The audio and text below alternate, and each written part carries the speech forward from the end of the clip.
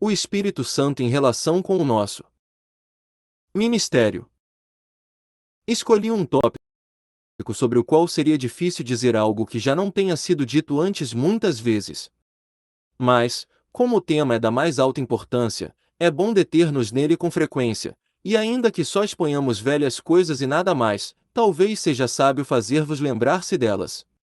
Nosso é o Espírito Santo em relação com o nosso ministério, ou a obra do Espírito Santo concernente a nós como ministros do Evangelho de Jesus Cristo. Creio no Espírito Santo. Tendo pronunciado esta frase como conteúdo do credo, espero que possamos repeti-la também como um solilóquio devoto impulsionado por nossa experiência pessoal aos nossos lábios. Para nós, a presença e a obra do Espírito Santo constituem a base da nossa confiança quanto à sabedoria e ao elemento de esperança da obra da nossa vida. Se não crêssemos no Espírito Santo, teríamos renunciado ao nosso ministério muito antes, pois, quem é suficiente para estas coisas? Nossa esperança de sucesso e nossa força para a continuidade do serviço jazem em nossa crença em que o Espírito do Senhor repousa sobre nós. Por ora, dou por certo que todos nós estamos conscientes da existência do Espírito Santo. Dissemos que cremos nele. Na verdade, avançamos além da fé, nesta questão, e penetramos na região da consciência. Houve tempo em que a maioria de nós cria na existência dos nossos amigos presentes, pois tínhamos ouvido falar deles com os nossos ouvidos, mas agora nós vemos uns aos outros, trocamos apertos de mão fraternais e experimentamos a influência do companheirismo agradável, e portanto agora não é tanto que cremos, como conhecemos. Igualmente experimentamos o Espírito de Deus operando em nossos corações, temos conhecido e percebido o poder que ele exerce sobre os espíritos humanos, e o conhecemos por contato pessoal, frequente e consciente. Pela sensibilidade do nosso espírito tomamos consciência da presença do Espírito de Deus, do mesmo modo como tomamos consciência da existência das almas dos nossos semelhantes por sua ação sobre as nossas almas, assim como estamos certos da existência da matéria pela sua ação sobre os nossos sentidos. Fomos elevados da obscura esfera daquilo que é apenas mente matérias fulgurâncias celestiais do mundo espiritual. Agora, como homens espirituais, discernimos as coisas espirituais, sentimos as forças superiores dos domínios do Espírito, e sabemos que há um Espírito Santo, pois o sentimos operar em nossos espíritos. Não fosse assim, certamente não teríamos direito de estar no ministério da Igreja de Cristo. Deveríamos permanecer até como membros da Igreja? Mas, irmãos, fomos vivificados espiritualmente. Temos definida a consciência de uma vida nova, com tudo o que dela resulta. Somos novas criaturas em Cristo Jesus e vivemos num mundo novo. Fomos iluminados e capacitados a contemplar coisas que os olhos não veem. Fomos guiados para a verdade de tal natureza que a carne e o sangue jamais poderiam ter revelado. Temos sido consolados pelo Espírito. Muitíssimas vezes o Santo Paráclito nos tem levantado dos abismos da tristeza às alturas da alegria. Em certa medida, também fomos santificados por ele, e estamos conscientes de que a santificação vai sendo operada em nós por diferentes formas e meios. Portanto, dadas estas experiências pessoais todas, sabemos que o Espírito Santo existe, com a mesma certeza de que nós mesmos existimos. Sinto-me tentado a demorar-me aqui, pois este ponto merece maior consideração. Os descrentes pedem fatos. A velha doutrina comercial de Gradgrind entrou na religião, e o cético brada: o que quero são fatos. Estes são os nossos fatos, não nos esqueçamos de usá-los. Um cético me desafia com esta observação: não posso fixar minha fé num livro ou numa história. Quero ver fatos reais. Minha resposta é: você não os pode ver porque os seus olhos estão vendados. Mas os fatos estão aí. Nem mais nem menos. Aqueles dentre nós que têm olhos veem coisas maravilhosas, embora você não as veja. Se ele ridiculariza a minha afirmação, não fico espantado nem um pouco. Já o esperava. Ficaria espantado, e muito, se não o fizesse. Mas exijo respeito por minha posição como testemunha de fatos, e dirijo ao meu oponente a pergunta: que direito tem você de recusar a minha prova? Se eu fosse cego, e você me dissesse que possui uma faculdade chamada visão, eu seria irracional se ofendesse chamando-lhe otimista convencido. Tudo o que você tem direito de dizer é que nada sabe sobre isto, mas não está autorizado a chamar-nos de mentirosos ou bobos.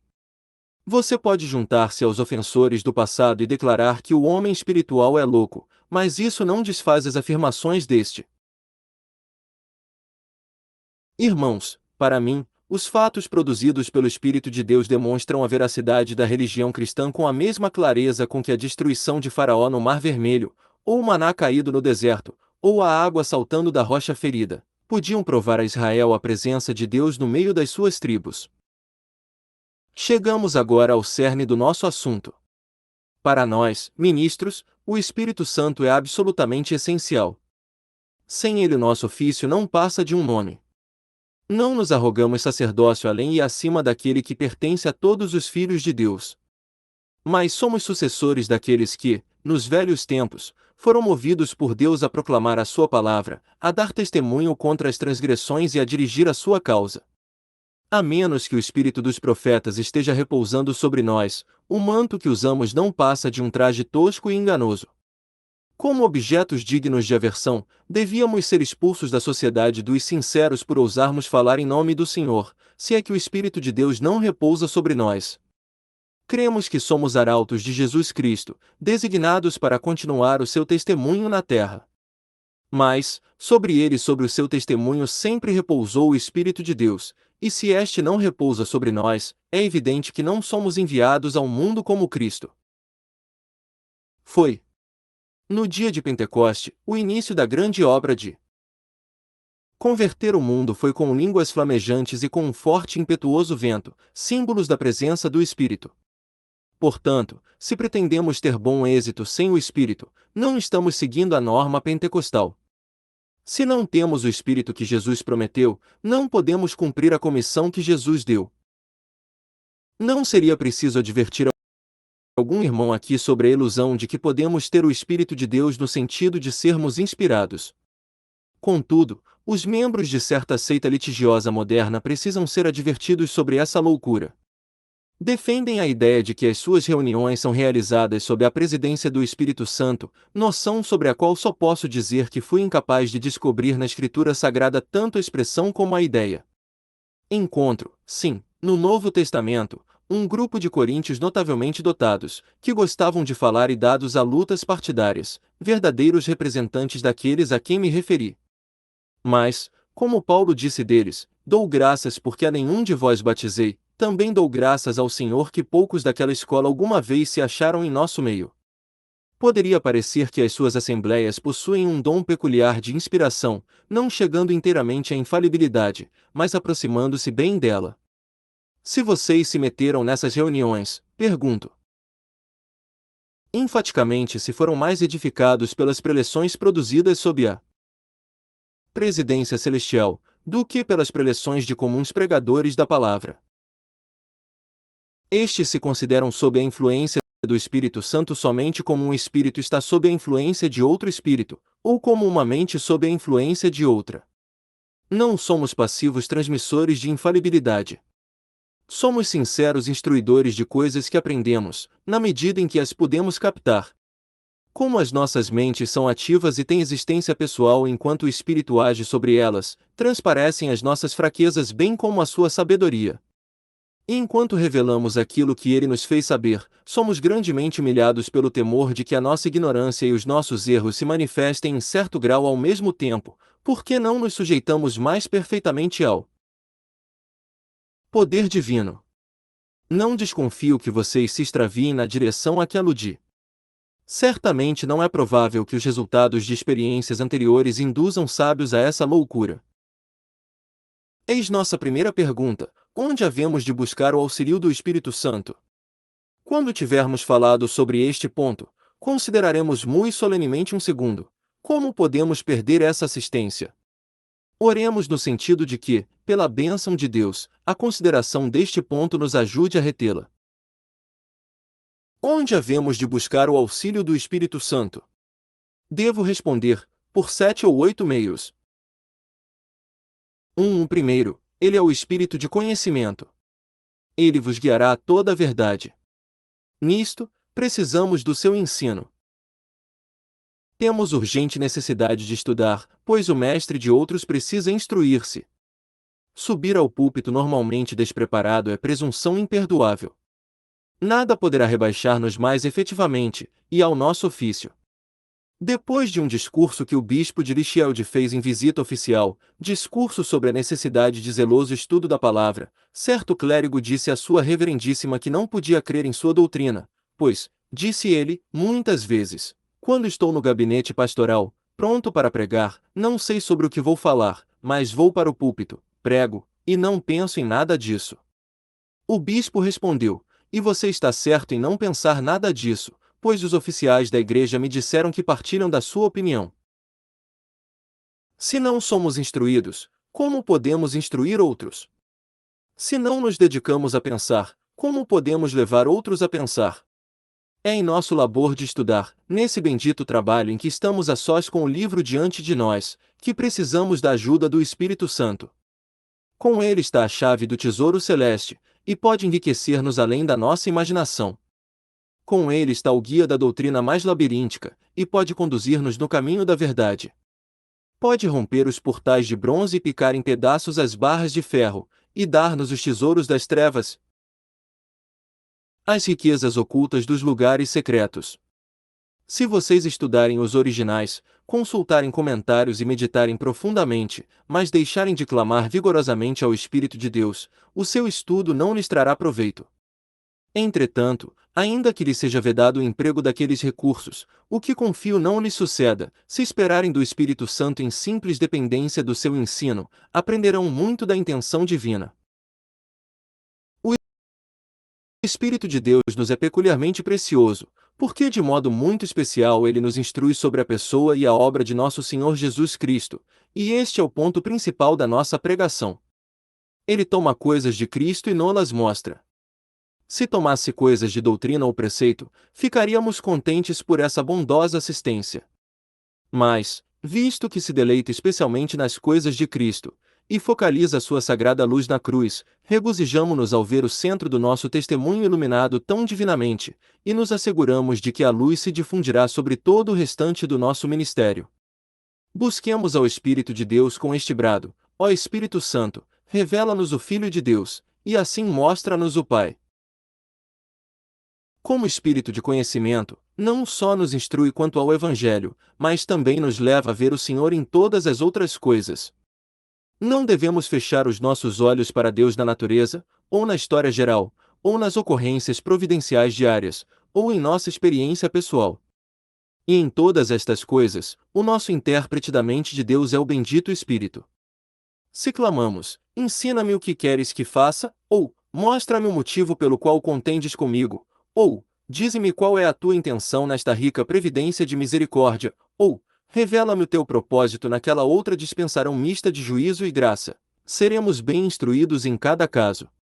Pois o Espírito é o candeeiro de 7 braços do santuário, e pela sua luz todas as coisas podem ser vistas corretamente.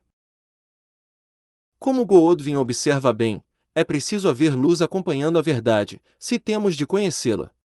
Prova-nos isto a experiência de todos. Os homens envoltos na graça de Deus.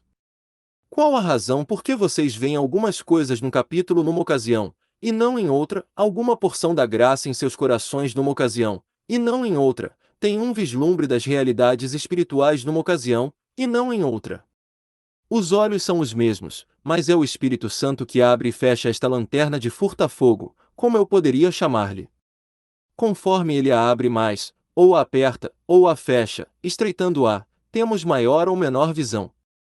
E às vezes ele a fecha totalmente, e então a alma fica na escuridão, embora seus olhos nunca tenham estado tão bons. Amados irmãos, não deixem de ir a ele em busca desta luz, ou ficarão nas trevas e serão guias cegos de cegos. 2. Em segundo lugar, o Espírito é chamado Espírito de sabedoria, e precisamos enormemente dele nesta capacidade. Sim, pois o conhecimento pode ser perigoso, se não for acompanhado pela sabedoria, que é a arte de usar acertadamente o que conhecemos. Manejar bem a palavra de Deus é tão importante como compreendê-la plenamente. Alguns que evidentemente compreenderam uma parte do Evangelho, deram indevida proeminência a essa porção isolada e, portanto, exibiram um cristianismo deformado, para prejuízo daqueles que o receberam, visto que, em consequência disso, exibiram por sua vez um caráter deformado. O nariz é um trapo proeminente do rosto do homem. É possível, porém, fazê-lo tão grande que os olhos, a boca e tudo mais sejam lançados à insignificância. Um desenho assim é caricatura, não retrato. Do mesmo modo, certas doutrinas importantes do Evangelho podem ser proclamadas com tal excesso que se lança o restante da verdade à sombra, e a pregação já não é o Evangelho em sua beleza natural, mas uma caricatura do Evangelho. Contudo, deixem-me dizê-lo, algumas pessoas parecem fortemente apegadas a essa caricatura. O Espírito de Deus lhes ensinará o emprego da faca sacrificial para dividir as ofertas. E lhes mostrará como usar as balanças do santuário, para pesarem e misturarem as preciosas especiarias em quantidades certas. Todo pregador experimentado sente que esse é o momento supremo, e bom será que seja capaz de resistir à tentação de negligenciá-lo. Que lástima, alguns dos nossos ouvintes não desejam ouvir todo o conselho de Deus. Têm as suas doutrinas favoritas e gostariam de fazer-nos calar em tudo mais. Muitos são como a escocesa que, depois de ouvir um sermão, disse: estaria muito bem, se não fosse aquela droga de deveres no fim. Há irmãos dessa espécie. Desfrutam da parte consoladora, as promessas e as doutrinas, mas só de leve se deve tocar na santidade prática. A fidelidade requer que entreguemos o Evangelho sob todos os ângulos, sem omitir nada e sem exagerar em nada. Para isto requer-se muita sabedoria. Com seriedade indago se algum de nós tem o tanto desta sabedoria que necessitamos. Provavelmente somos afligidos por algumas parcialidades inexcusáveis e inclinações injustificáveis. Ponhamo-las para fora e acabemos com elas. Talvez tenhamos consciência de que passamos por alto certos textos, não porque não o compreendemos, o que poderia justificar-se, mas porque os compreendemos e raramente gostamos de dizer o que eles nos ensinaram, ou porque talvez haja alguma imperfeição em nós, ou algum preconceito entre os nossos ouvintes que aqueles textos revelariam de modo demasiado claro para que nos sentíssemos bem. Esse silêncio pecaminoso tem que ser eliminado imediatamente. Para sermos sábios mordomos e repartirmos as porções certas de alimento para os membros da casa do Divino Senhor, precisamos do teu ensino, ó Espírito de Deus. Tampouco isso é tudo, pois mesmo que saibamos manejar bem a palavra de Deus, carecemos de sabedoria para a seleção da porção particular da verdade que é mais aplicável à ocasião e às pessoas reunidas. Como também de igual discrição no tom e na maneira de apresentar a doutrina. Creio de muitos irmãos que pregam sobre a responsabilidade humana, lançam-se de modo tão legalista que causam desgosto a todos os que amam as doutrinas da graça. Por outro lado, receio que muitos pregam a soberania de Deus de modo tal que afastam inteiramente da ala calvinista todas as pessoas que creem na livre ação do homem. Não devemos ocultar a verdade por um momento sequer, mas devemos ter sabedoria para pregá-la sem que haja choque ou ofensa, e, sim, um esclarecimento gradativo daqueles que não conseguem vê-la de todo, e um processo pelo qual se conduzam os irmãos mais fracos ao pleno círculo da doutrina do Evangelho. Irmãos, precisamos de sabedoria também no modo de colocar as coisas para diferentes pessoas. Pode-se demolir um ser humano com a mesma verdade destinada a edificá-lo. Pode-se causar enjoo a alguém com o mel com que se pretendia adoçar-lhe a boca. Tem-se pregado a grande misericórdia de Deus sem cuidado, o que tem levado centenas à licenciosidade. Por outro lado, tem-se ocasionalmente apregoado a terribilidade do Senhor com violência tão fulminante que tem levado muitos ao desespero, e daí a um decidido desafio ao Altíssimo. A sabedoria é proveitosa para dirigir, e aquele que a tem expõe a verdade na ocasião certa e trajada com as suas vestes mais apropriadas. Quem pode dar-nos esta sabedoria, senão o bendito Espírito de Deus? Irmãos, vejam que, com a mais humilde reverência, esperem a sua direção. Terceiro, precisamos do Espírito de outra maneira, a saber, como a brasa viva tirada do altar, tocando os nossos lábios. Assim, quando temos conhecimento e sabedoria para escolher a porção certa da verdade, podemos desfrutar liberdade de expressão quando vamos entregá-la. Eis que ela tocou os teus lábios. Quão gloriosamente fala o homem quando seus lábios estão empolados pela brasa viva do altar, sentindo o poder de fogo da verdade, não apenas no recôndito da alma, mas nos próprios lábios com os quais está falando. Reparem nessas ocasiões como estremece a sua fala. Não notaram agora mesmo, na reunião de oração, em dois dos irmãos que elevaram súplicas, como era trêmulo o tom da sua voz, e como tremiam as estruturas dos seus corpos? Porque não somente os seus corações foram tocados, como espero tenham sido todos os nossos corações, mas os seus lábios foram tocados, e esse toque influía em seu falar. Irmãos, precisamos do Espírito de Deus para abrir as nossas bocas, para podermos proclamar os louvores do Senhor, ou então não falaremos com poder. Necessitamos da influência divina para impedir que digamos muitas coisas que, caso saíssem de fato das nossas línguas, estragariam a nossa mensagem. Aqueles dentre nós que têm o perigoso talento para o humorismo, às vezes precisam parar, pegar a palavra ao sair da boca, olhar bem para ela, e ver se presta bem para a edificação. E aqueles cujo viver anterior os conduziu entre os grosseiros e rudes, precisam vigiar com olhos de lince a falta de delicadeza. Longe de nós, irmãos, dizer uma sílaba que sugira um pensamento impuro ou que desperte uma lembrança duvidosa. Precisamos do Espírito de Deus para pôr freio e cabresto em nós para impedir que falemos coisas que levem a mente dos ouvintes para longe de Cristo e das realidades eternas, fazendo-os pensar em coisas vis da terra. Irmãos, também precisamos do Espírito Santo para nos impulsionar, em nossa tarefa de comunicar a palavra. Não duvido que vocês estejam todos conscientes dos diferentes estados mentais que ocorrem na pregação. Alguns desses estados decorrem das diferentes condições físicas. Um resfriado não só tira a clareza da voz, mas também congela o fluxo dos pensamentos. Da minha parte, se eu não posso falar com clareza, também fico incapaz de pensar com clareza, e o conteúdo a transmitir fica rouco também, como a voz. Igualmente o estômago e todos os órgãos do corpo afetam a mente. Mas não me refiro a essas coisas. Terão vocês consciência das alterações completamente independentes do corpo?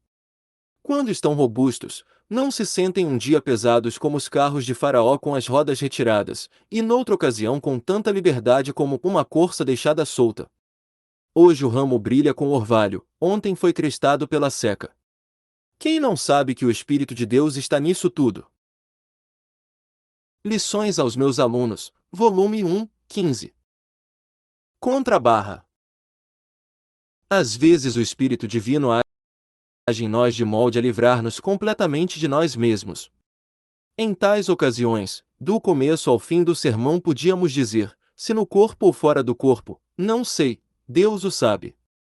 Tudo foi esquecido, menos certo absorvente assunto em mãos.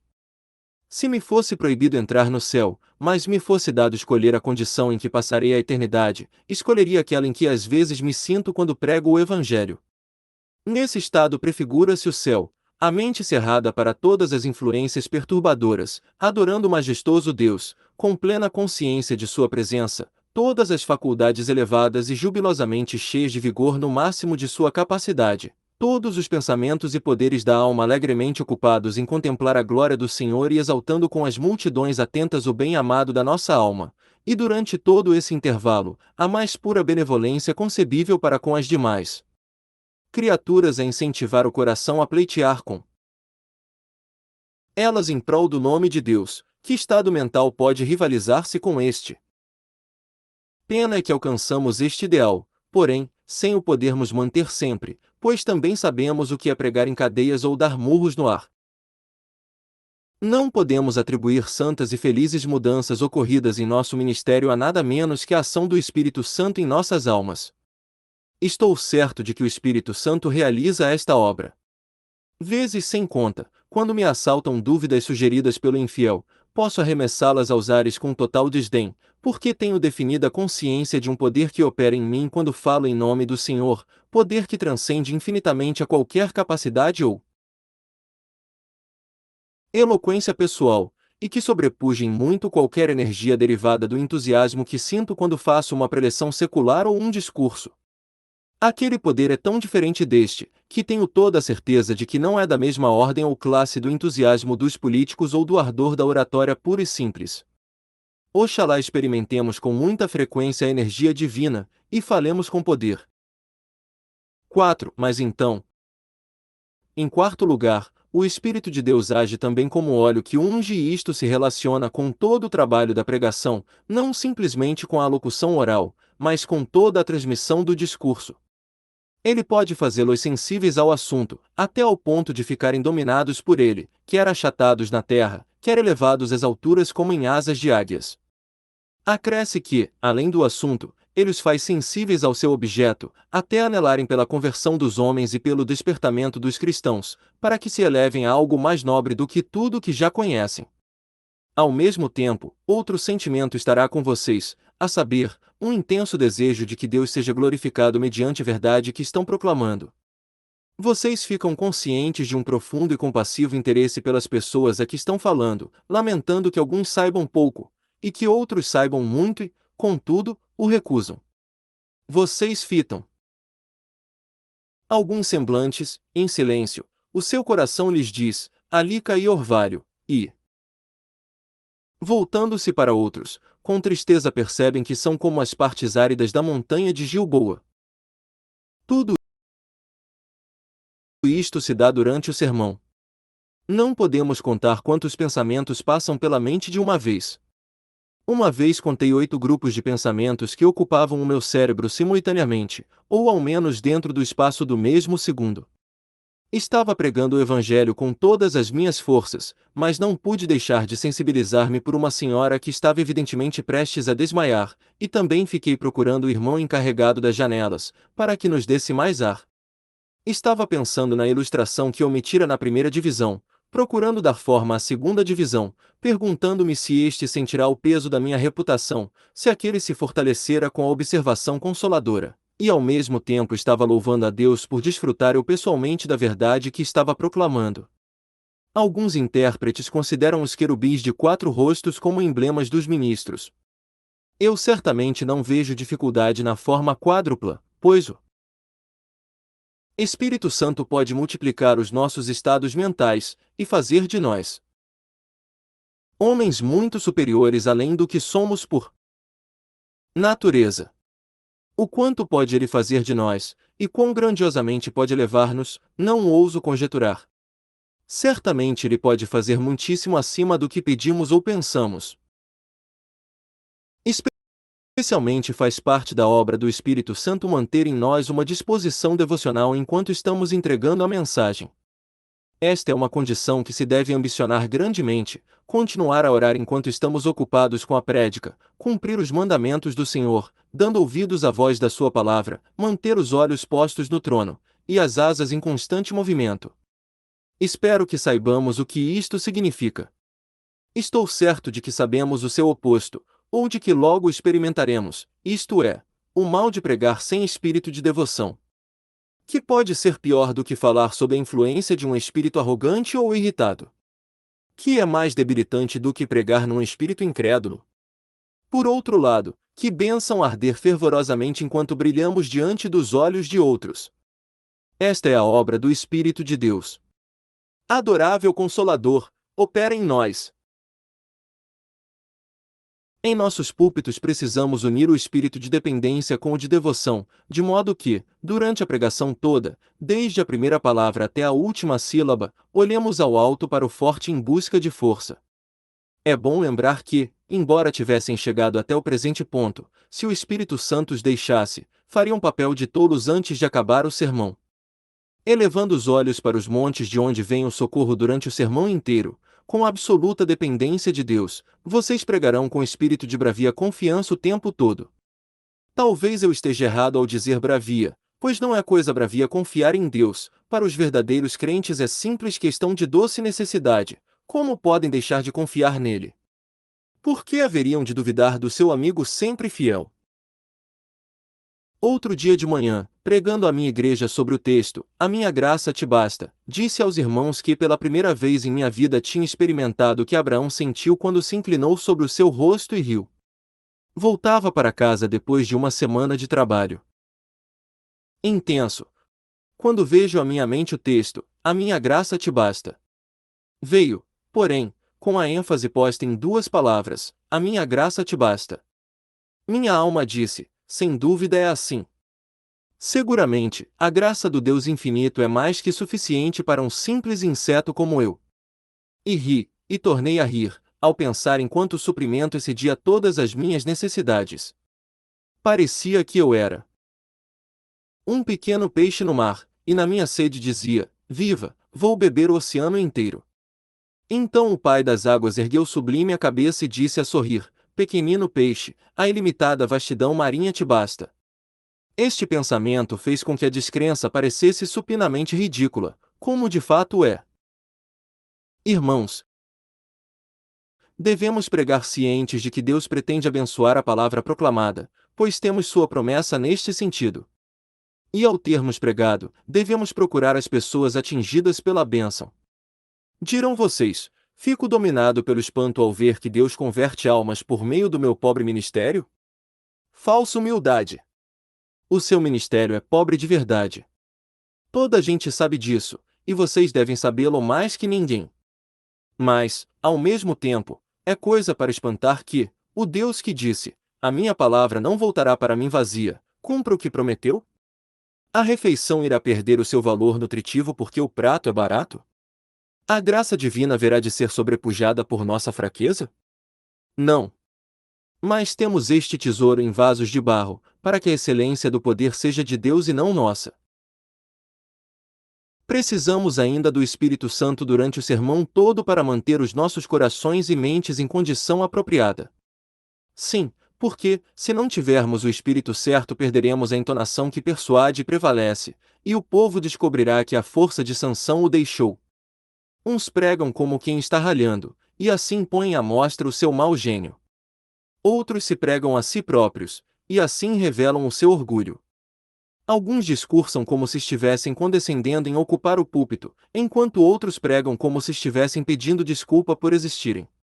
Para evitar erros nas maneiras e no tom da prédica, precisamos ser guiados pelo Espírito Santo, posto que só ele nos ensina com proveito. 5. Em quinto lugar, dependemos inteiramente do Espírito de Deus para produzir efeito concreto decorrente do Evangelho, o que deve sempre constituir o nosso objetivo. Não nos levantamos em nossos púlpitos a fim de desfraudar a nossa habilidade na esgrima esportiva da espada espiritual, mas, sim, para empreender luta de verdade. O objeto que temos em mira é fazer a espada do Espírito traspassar o coração dos homens. Se em algum sentido se pode pensar na pregação como uma exibição pública, há de ser como a exibição do jogo do cultivo, que consiste em cultivar realmente a terra. A competição não está na aparência dos arados, mas no trabalho feito. Dessa forma sejam julgados os ministros pelo modo como manejam o arado do Evangelho, e como sulcam o solo da lavoura, de ponta a ponta. Sempre visem ao efeito. Ora, dirá alguém, entendi que você tenha dito, nunca faça isso. Digo também que nunca visem ao efeito, no sentido infeliz dessa expressão. Nunca visem ao efeito segundo o modo dos artífices de clímax, dos declamadores de poesia, dos manipuladores de lenços, e dos sopradores de palavrório bombástico. Para o homem que degrada o púlpito reduzindo a um palco de teatro para exibir-se, muito melhor que não tivesse nascido. Visem a correta espécie de efeito, inspirar os crentes para coisas mais nobres, levá-los para mais perto do seu Senhor, fortalecer os que vacilam até que se livrem dos seus temores, levar os pecadores ao arrependimento e ao exercício da fé incondicional em Cristo. Sem que se sigam estes sinais, para que servem os nossos sermões? Seria uma lástima dizer com certo arcebispo, passei por muitas posições de honra e de confiança, tanto na igreja como no Estado, mais do que qualquer colega da minha ordem na Inglaterra, durante os últimos 70 anos. Mas se tivesse a certeza de que, por minha pregação, ao menos uma alma tivesse sido convertida a Deus, teria nisso maior consolo do que em todos os honrosos ofícios que me deram. Milagres da graça devem constituir os selos do nosso ministério. Quem pode dá-los, senão o Espírito de Deus? Converter uma alma sem o Espírito de Deus? Ora, vocês não podem nem fazer um inseto. Muito menos criar um novo coração em um espírito reto. Tentem conduzir os filhos de Deus a uma vida mais elevada, sem o Espírito Santo. É indizivelmente mais provável que os levem à segurança carnal, se procurarem elevá-los por seus próprios métodos, sejam estes quais forem. Não poderemos alcançar os nossos fins se omitirmos a cooperação do Espírito do Senhor. Portanto, com forte clamor e lágrimas, ponham nele a sua esperança, dia a dia. A falta de reconhecimento definido do poder do Espírito Santo jaz na raiz de muitos ministérios vãos. As violentas palavras de Robert Hall são tão verdadeiras agora como quando as esparramou como lava derretida sobre uma geração semi-sociniana. Por um lado, merece atenção o fato de que os mais eminentes e bem-sucedidos pregadores do Evangelho, um Brainerd, um Baxter, um Schwartz, foram os mais notáveis pela simples dependência em que se colocavam do auxílio espiritual. Por outro lado, nenhum sucesso acompanhou os ministérios daqueles que têm negligenciado ou negado esta doutrina. Estes encontraram a maior censura à sua presunção no total fracasso dos seus esforços, em que ninguém lutara pela realidade da interferência divina, no que a ele se refere, pois, quando o braço do Senhor se revela àqueles pretensos mestres do cristianismo, quem acreditará que não haja tal braço? Foi preciso deixá-los trabalhar num campo a respeito do qual Deus ordenou que não caísse chuva nele. Como se conscientes disso, por último voltaram os seus esforços para um novo canal e, sem esperança de conversão de pecadores, limitaram-se à sedução dos fiéis. Nisto, é preciso confessar, eles têm agido de modo perfeitamente coerente com os seus princípios. Pois que, ao menos, a propagação da heresia não requer assistência divina. 6. Em seguida, necessitamos do Espírito de Deus como o Espírito de súplicas, que faz intercessão pelos santos de acordo com a vontade de Deus. Uma parte muito importante da nossa vida consiste em orar no Espírito Santo, e o ministro que não pensa assim, melhor seria que abandonasse o ministério. É preciso que abundante oração acompanhe a pregação zelosa. Não podemos estar sempre de joelhos fisicamente, mas a alma jamais deve abandonar a postura da devoção. O hábito de orar é bom, mas o espírito de oração é melhor. Deve-se manter o retiro periódico, mas a contínua comunhão com Deus deve ser o nosso objetivo. Em regra, nos ministros, nunca devemos ficar muitos minutos sem erguer de fato os nossos corações em oração. Alguns de nós poderíamos dizer com sinceridade que raramente passamos um quarto de hora sem falar com Deus, e isto não como dever, mas como instinto, como um hábito da nova natureza pelo qual não reclamamos maior crédito do que o bebê por chorar em busca da mãe. Como poderíamos agir de outro modo? Agora, se devemos estar intensamente no espírito de oração, temos necessidade de que o óleo secreto seja derramado no fogo sagrado da devoção dos nossos corações. Oxalá queiramos ser mais e mais visitados pelo Espírito de graça e de súplicas. Quanto às nossas orações em público, queira Deus que nunca digam com verdade que elas são oficiais, formais e frias. Contudo, é o que serão se o suprimento do Espírito for deficiente. Não julgo os que usam liturgia. Mas aos que estão acostumados a fazer oração espontânea, digo, vocês não podem orar em público de modo aceitável, ano após ano, sem o Espírito de Deus. As orações mortas serão ofensivas ao povo muito antes de correr um ano. Como há de ser, então? De onde virá o nosso socorro? Certos fracotes dizem, tenhamos liturgia. Em vez de procurar o auxílio divino, descem ao Egito, em busca de socorro. Em vez de colocar-se na dependência do Espírito de Deus, vão orar seguindo um livro. De minha parte, quando não consigo orar, prefiro estar ciente disso. E ficar gemendo por causa da aridez da minha alma, até que o Senhor me visite com a bênção de uma devoção frutífera. Se vocês estiverem cheios do Espírito Santo, lançarão fora com alegria todos os grilhões formais para se entregarem à corrente sagrada e serem levados até encontrarem águas profundas. Às vezes desfrutarão mais íntima comunhão com Deus pela oração no púlpito do que em qualquer outro lugar. Quanto a mim, a minha mais grandiosa hora secreta de oração muitas vezes dá-se em público. A minha mais genuína experiência de estar a sós com Deus tem me ocorrido enquanto elevo súplicas em meio a milhares de pessoas. Abro os olhos no fim de uma oração e volto ao povo reunido com uma espécie de choque ao ver que me acho na terra, entre os homens. Essas ocasiões não estão sob o nosso comando. Tampouco podemos elevar-nos a essas condições mediante quaisquer adestramentos ou esforços. Nenhuma língua pode descrever quão benditas são para o ministro e para os demais irmãos essas condições. Quão repleta de poder e de bênçãos há de ser também a prática habitual da oração não posso deter-me aqui para proclamar. Mas para isso tudo temos que elevar os olhos para o Espírito Santo. E, louvado seja Deus, não olharemos em vão, pois dele se diz especificamente que ele ajuda as nossas fraquezas na oração. 7. Além do mais, é importante estar sob a influência do Espírito Santo, uma vez que ele é o Espírito de santidade. Sim, porquanto uma parte muito considerável e essencial do ministério cristão consiste em servir de exemplo. Nossa gente observa com muita atenção o que dizemos do púlpito e o que fazemos na esfera social e em tudo mais. Meus irmãos, acham fácil ser santos? Santos que outros possam considerar como exemplos?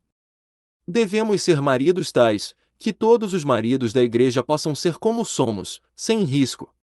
É assim conosco? Devemos ser os melhores pais. Lástima! Alguns ministros que conheço estão longe disto pois, com referência às suas famílias, guardam bem as vinhas alheias, porém não guardam bem as suas. Seus filhos do Lições aos meus alunos, volume 1, 23. 7. Negligenciados e não crescem como semente santa. E assim com os seus? Nas conversas com os nossos semelhantes, somos inculpáveis e inofensivos, como filhos de Deus irrepreensíveis. É o que nos cabe ser. Respeito as razões pelas quais o Sr. Vitefield mantinha sempre o terno de linho escrupulosamente limpo. Não, não, costumava dizer, isto não é ninharia. O ministro não deve ter mancha, nem mesmo em sua roupa, se possível. Não há como exagerar a pureza num ministro. Vocês conhecem algum colega infeliz que apareceu salpicado, e afetuosamente o ajudaram a remover as manchas, mas perceberam que teria sido melhor se as roupas estivessem alvas sempre. Oh, mantenham-se imaculados do mundo! Como pode ser assim estando nós num cenário de tentação e vivendo cercados de pecados? Somente se formos preservados por um poder superior. Se vocês hão de andar em toda a santidade e pureza, como convém aos ministros do Evangelho, devem ser diariamente enchidos do Espírito Santo. 8. Uma vez mais, precisamos do Espírito Santo em sua qualidade de espírito de discernimento, pois ele conhece as mentes dos homens como conhece a de Deus, e necessitamos muito disto quando lidamos com personalidades difíceis. Neste mundo alguns indivíduos que talvez pudessem receber permissão para pregar, mas que nunca deveríamos tolerar que se tornassem pastores. São desqualificados mental ou espiritualmente. Na igreja de São Zeno, em Verona, vi uma estátua daquele santo, representando-o sentado. O artista lhe deu pernas acima dos joelhos tão curtas que ficou sem colo para abrigar crianças, de modo que ele não poderia ser um pai bom para aconchegar os filhos. Receio que haja muitos outros que trabalham com semelhante falta de habilitação. Não podem levar a sua mente a entrar de coração nos cuidados pastorais. São capazes de dogmatizar sobre uma doutrina e de polemizar sobre uma ordenança, mas entrar em compassiva empatia com uma experiência alheia está longe deles. Uma pessoa assim só pode prestar frio consolo às consciências aflitas. O conselho terá o mesmo valor do conselho dado pelo montanhês escocês que, segundo contam, viu um inglês afundando num pântano em Ben Nevis. Estou afundando, gritou o viajante. Você pode dizer-me como sair daqui? Oh! Montanhês calmamente replicou: acho que é provável que você não vá conseguir sair daí nunca, e seguiu seu caminho. Conhecemos ministros dessa laia. Ficam confusos e quase perdem a paciência com os pecadores, lutando à beira do desânimo. Se eu e você, despreparados para a arte do pastoreio, fossemos colocados entre ovelhas e cordeiros no início da primavera, que haveríamos de fazer com eles? Na mesma perplexidade se acham os que nunca foram ensinados pelo Espírito Santo sobre a maneira de cuidar das almas. Oxalá as suas instruções nos livrem de tão desditosa incompetência. Sobretudo, irmãos, por mais ternura de coração ou amorosa preocupação que tenhamos, não saberemos tratar da imensa variedade de casos, a não ser que o Espírito de Deus nos dirija, pois não existem dois indivíduos iguais. E mesmo um caso idêntico ao outro requererá tratamento diferente em diferentes ocasiões. Num período poderá ser melhor consolar, noutro repreender. E a pessoa de quem você se compadeceu com empatia até as lágrimas hoje, talvez necessite que a enfrente com olhar carrancudo amanhã, por dizer tolices da consolação que você lhe deu. Os que curam os quebrantados de coração e proclamam libertação aos cativos precisam ter sobre si o Espírito do Senhor. Na supervisão e direção de uma igreja é necessário o auxílio do Espírito. No fundo, o principal motivo da divide de nossa denominação está na dificuldade proveniente do nosso governo eclesiástico. Tem-se dito que tende à intranquilidade do ministério. Sem dúvida, é muito penoso para quem suspira pelas dignidades oficiais e sente necessidade de ser o excelentíssimo senhor oráculo, diante de quem até um cachorro fica proibido de latir. Os incapazes de dirigir algo além de bebês são justamente as pessoas que têm maior sede de autoridade, vendo-se mal aquinhoados dela nestas partes, procuram outras regiões. Se você não pode governar-se a si próprio, se não é varonil e independente, se é superior quanto ao peso moral, se não tem maior dom e graça do que os seus ouvintes comuns, poderá vestir uma toga e ter a pretensão de ser o líder da igreja, mas, não numa igreja de governo batista ou neotestamentário. De minha parte, detestaria ser pastor de pessoas que nada têm que dizer, ou que, se chegam a dizer algo, bem podiam ter ficado caladas, pois o pastor é Sua Excelência, o soberano, e os demais são leigos, cada qual um João ninguém. Preferiria antes ser líder de 6 homens livres, cujo entusiástico amor fosse o meu único poder sobre eles, do que bancar ditador de uma vintena de nações escravizadas. Que posição é mais nobre do que a do pai espiritual que não se arroga autoridade, todavia, é estimado por todos, e cuja palavra é dita apenas como terno conselho mas é recebida como tendo força de lei. Ao consultar os desejos de outros, vê que o primeiro desejo deles é saber o que ele recomenda e, cedendo sempre aos desejos de outros, vê que se alegram em ceder aos seus. Amorosamente firme e generosamente gentil, é o chefe de todos porque é servo de todos. Isto não requer sabedoria do alto? Que poderia ter maior necessidade dela? Quando Davi se estabeleceu no trono, disse: é ele que submete a mim o meu povo. E assim pode falar todo feliz o pastor quando vê tantos irmãos de temperamentos diversos querendo alegremente estar sob disciplina e aceitar a sua liderança na obra do Senhor. Se o Senhor não estivesse entre nós, logo haveria confusão. Ministros, diáconos e presbíteros, todos precisam ser sábios. Mas se o pombo sagrado parte, e o espírito de contenda entra, é o fim para nós. Irmãos, o nosso sistema não funcionará sem o Espírito de Deus, e me alegra que não funcione, pois as suas paralisações e suas rupturas chamam a nossa atenção para o fato da sua ausência. Nunca se teve a intenção de que o nosso sistema promovesse a glória de sacerdotes e pastores, mas é planejado para educar cristãos varonis, que não releguem a sua fé a segundo plano. Que sou eu, e que são vocês, para que devamos ser senhores dominando a herança de Deus? Algum de nós se atreverá a dizer com o rei francês, Eliétata, c'est moi, o Estado sou eu sou a pessoa mais importante da minha igreja? Se for assim, não é provável que o Espírito Santo faça uso desses instrumentos inadequados. Mas se conhecemos os nossos lugares e desejamos conservá-los com toda a humildade, Ele nos ajudará, e as igrejas florescerão sob os nossos cuidados. Dei-lhes um alongado catálogo de pontos nos quais o Espírito Santo nos é absolutamente necessário. Contudo, a lista está muito longe de ser completa.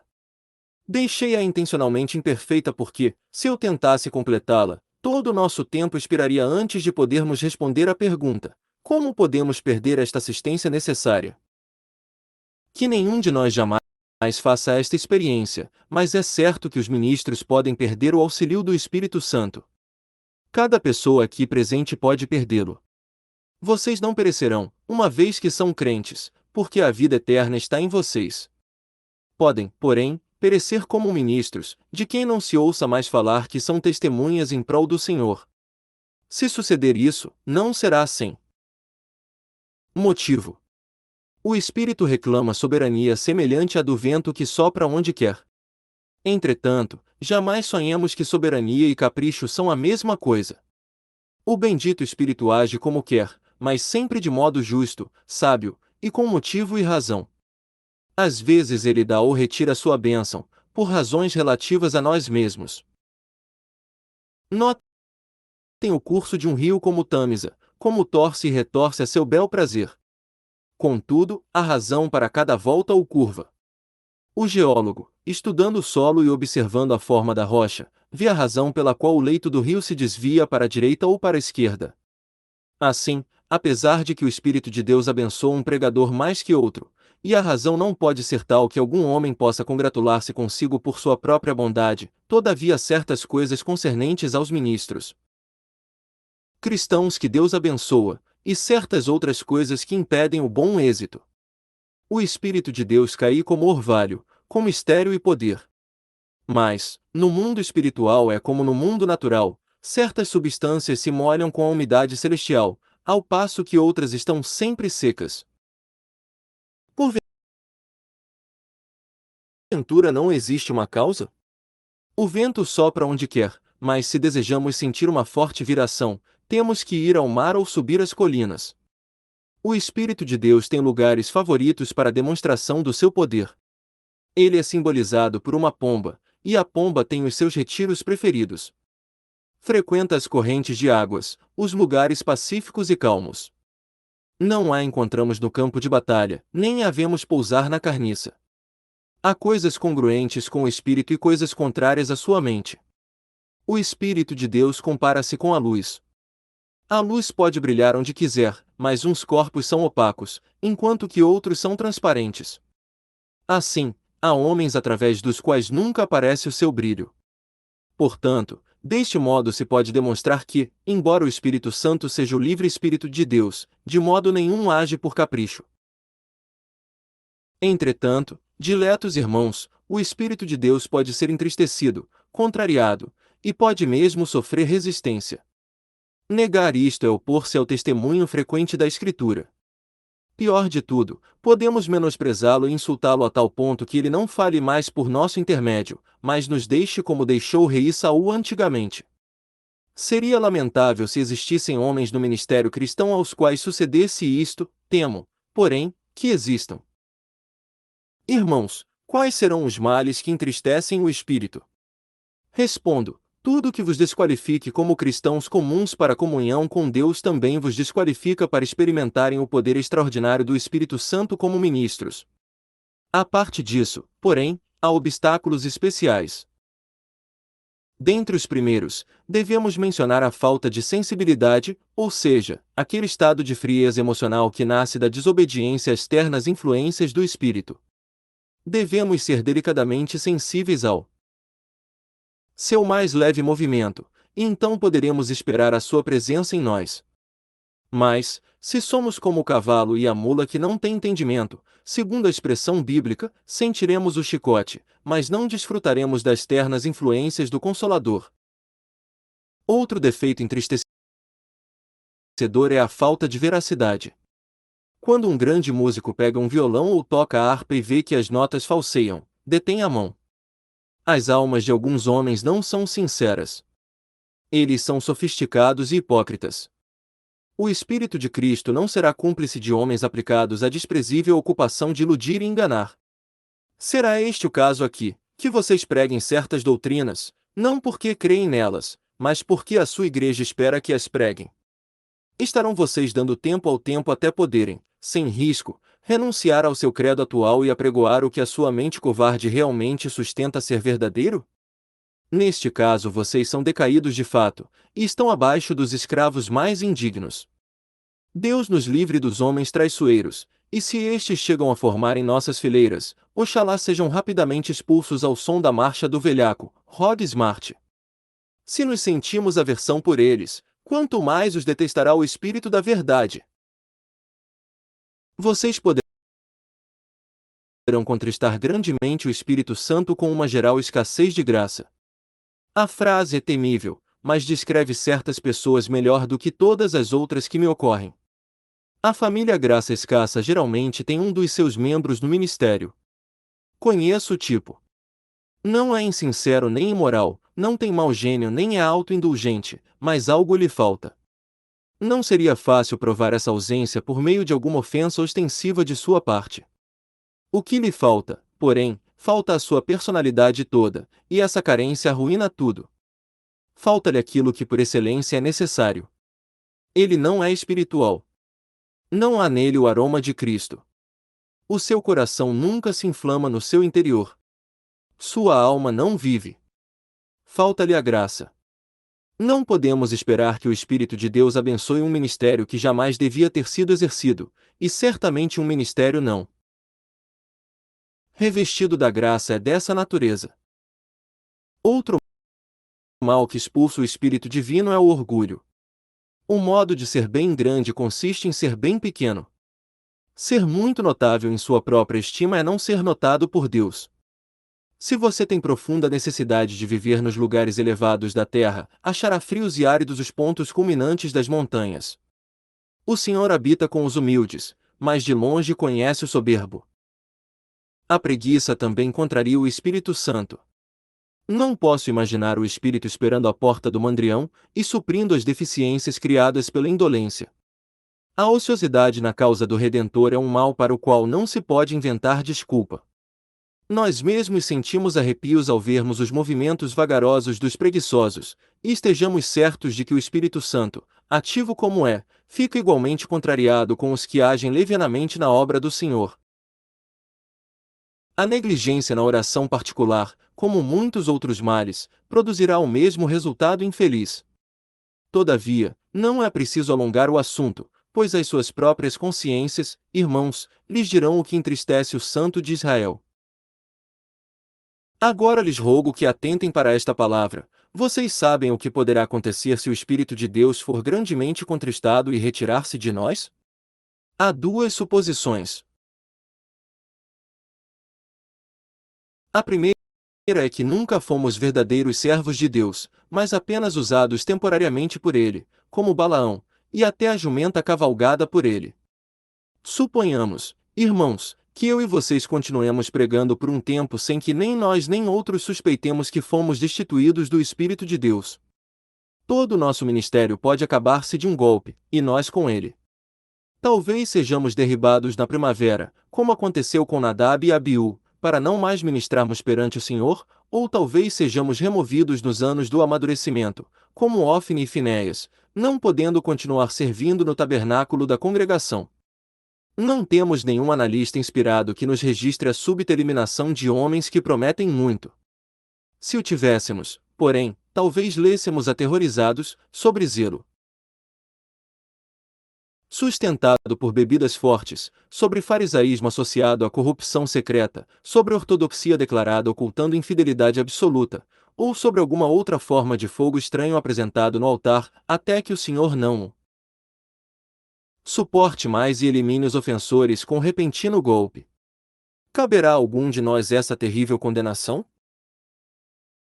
É uma pena, mas vi alguns que, como Saul, foram abandonados pelo Espírito Santo. Está escrito que o Espírito de Deus veio sobre Saul. Entretanto, ele não foi fiel à influência divina, esta o deixou, e um espírito mau lhe tomou o lugar.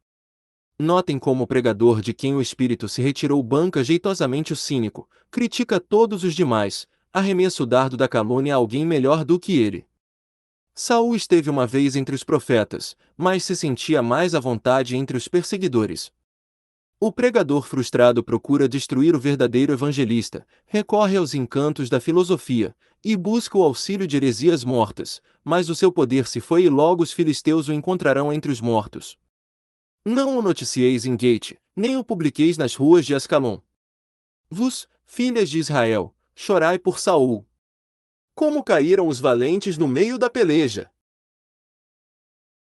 Também alguns que foram abandonados pelo Espírito de Deus se tornaram semelhantes aos filhos de Seva, um judeu. Estes presunçosos tentaram expulsar demônios em nome de Jesus, a quem Paulo pregava, mas os demônios saltaram sobre eles e os subjugaram. Assim, enquanto certos pregadores pregavam contra o pecado, os próprios vícios que denunciavam os derrotaram. Os filhos de Seva têm estado entre nós. Os demônios da bebedice prevaleceram sobre o próprio indivíduo que denunciava o cálice fascinante, e o demônio da impureza saltou sobre o pregador que aplaudia a castidade. Se o Espírito Santo estiver ausente, de todas as posições a nossa é a mais perigosa. Cautela, pois.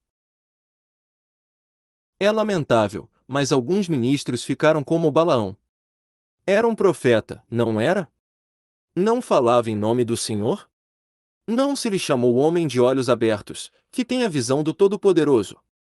Apesar disso, Balaão lutou contra Israel e com astúcia arquitetou um plano pelo qual o povo escolhido poderia ser vencido. Ministros do Evangelho aqui se tornaram súditos do Papa, infiéis, livre-pensadores, e conspiraram para a destruição daquilo que antes professavam pregar. Podemos ser apóstolos, mas como Judas, terminar sendo filhos da perdição. Ai de nós, se for este o caso! Irmãos, presumirei que somos realmente filhos de Deus. E então?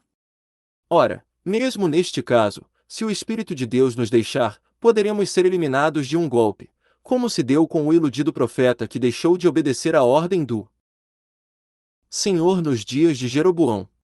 Era sem dúvida um homem de Deus, e a sua morte física de modo algum prova que tenha perdido a alma, mas rompeu aquilo que sabia ser uma ordem de Deus dada especialmente para ele. Seu ministério terminou ali naquela exata ocasião, pois um leão o encontrou no caminho e o matou. Queira o Espírito Santo proteger-nos dos enganadores e manter-nos fiéis à voz de Deus. Pior ainda, podemos reproduzir a vida de Sansão, sobre quem veio o Espírito de Deus nos campos de Dan. Mas, no regaço de Dalila perdeu a força, e na masmorra perdeu os olhos. Concluiu com bravura a carreira, cego como estava, mas quem de nós deseja tentar destino tal? E este último me entristece além de toda a expressão, porque tem maior probabilidade de acontecer do que qualquer de todos os restantes. O Espírito de Deus pode retirar-se de nós, em penoso grau, para estrago do encerramento da nossa carreira, como foi no caso de Moisés. Não perderemos as nossas almas, não, nem mesmo as nossas coroas no céu ou ainda a nossa reputação na terra, porém ficaremos sob uma nuvem em nossos últimos dias por termos falado uma vez imprudentemente com os nossos lábios. Recentemente estudei os últimos dias do grande profeta do Horebe, e ainda não me recuperei da profunda tristeza de espírito que me sobreveio. Qual foi o pecado de Moisés? Não há por que inquirir. Não foi grosseiro como a transgressão de Davi, nem chocante como o fracasso de Pedro, nem fraco e tolo como a grave falta do seu irmão Aral. Na verdade, parece uma ofensa infinitesimal quando pesada na balança do julgamento usual. Mas então, vocês veem, foi o pecado de Moisés, homem favorecido por Deus mais que todos os outros, o pecado de um líder do povo, de um representante do rei divino. O Senhor o podia ter passado por alto em qualquer outro, não porém em Moisés. Moisés teve que ser punido com a proibição de introduzir o povo na terra prometida. É certo que teve gloriosa visão do alto de Pisga, e tudo mais que podia mitigar o rigor da sentença, mas foi grande desapontamento nunca entrar na terra da herança de Israel, e isso por ter falado uma vez impensadamente. Eu não poderia fugir ao serviço do Mestre, mas tremo em sua presença. Quem pode estar sem culpa, quando até Moisés errou? É coisa terrível ser amado de Deus. Quem dentre nós habitará com o fogo consumidor? Quem dentre nós habitará com as labaredas eternas? O que anda em justiça, e o que fala com retidão. Somente este pode enfrentar as devoradoras chamas do amor. Rogo-lhes, irmãos, que procurem ocupar o lugar de Moisés, mas tremam ao fazê-lo. Temam e tremam por todo o bem que Deus faça passar diante de vocês. Quando estiverem transbordando de frutos do Espírito, inclinem-se até o pó perante o trono, e sirvam ao Senhor com temor. O Senhor nosso Deus é Deus zeloso. Lembrem-se de que Deus veio a nós, não para exaltar-nos, mas para exaltar-se, e temos que atentar para o fato de que a glória de Deus é o único objetivo de tudo o que fazemos. Importa que ele cresça e eu diminua. Oxalá Deus nos induza a isto e nos faça andar muito cuidadosa e humildemente diante dele. Deus nos sondará e nos provará, pois o juízo começa em sua casa, e nessa casa começa com os seus ministros. Quererá algum de nós ser achado em falta? Retirará o abismo do inferno uma parte dos seus infelizes habitantes do meio do nosso grupo de pastores?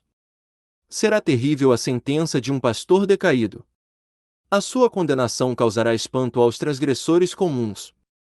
Das profundezas o inferno se move por ti para encontrar-te em tua vinda. Todos eles te dirão: também tu te tomaste fraco, igual a nós? Ficaste parecido conosco? Clamemos ao Espírito de Deus, que nos faça e nos mantenha vivos para Deus, fiéis ao nosso ofício e úteis à nossa geração, e limpos do sangue das almas.